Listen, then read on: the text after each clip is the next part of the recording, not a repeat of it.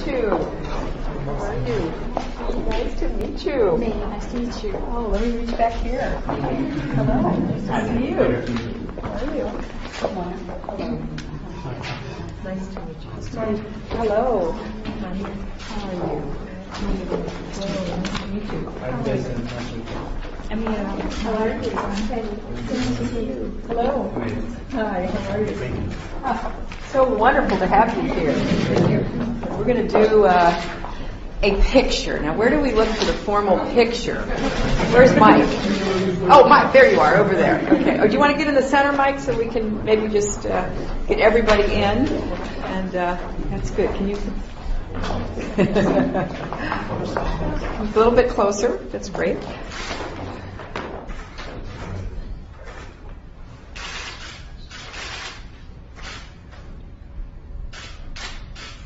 Great. Well, I am so honored to receive this group here at the State Department.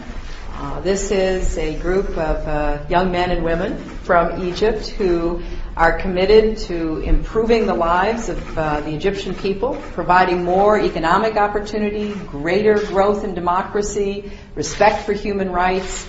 They come from a variety of backgrounds. Each of them brings a special experience and expertise to their interests and their efforts. I'm excited about going to Egypt next week with President Obama for his speech. I've enjoyed the opportunities that I have had to work with my Egyptian counterparts on how we're going to deepen and broaden our relationship between our two countries. But the most important part of that relationship is between the American and Egyptian people. And I think that a number of our visitors have made their first trip to the United States with this trip. So it's wonderful to have you here and to be part of this.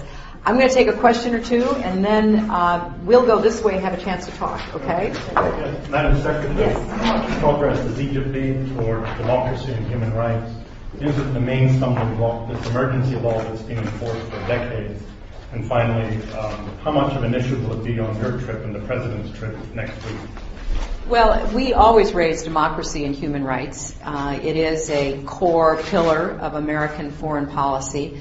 And I think that there is a great awareness on the part of the Egyptian government that with young people like this and with enhanced communications, it is in Egypt's interest to move more toward democracy and to exhibit more respect for human rights. And so we're going to continue to engage in that dialogue. Undersecretary Bill Burns will be going to Egypt soon to put in place a framework for a comprehensive discussion between our two countries on the whole range of issues.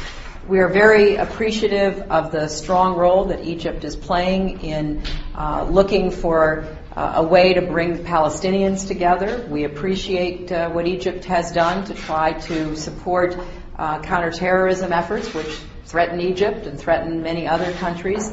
And we are very committed to doing what we can to promote economic opportunity inside Egypt. We consider that a key part of our providing assistance to Egypt. We've spent, as you know, many billions of dollars over the last years promoting NGOs, promoting democracy, good governance, rule of law, and I want to stress economic opportunity, because out of economic opportunity comes confidence, comes a recognition that people can chart their own future. So this is all part of what we will be discussing. You had some very strong words yesterday about settlements and that the Israelis really have to play their part in this.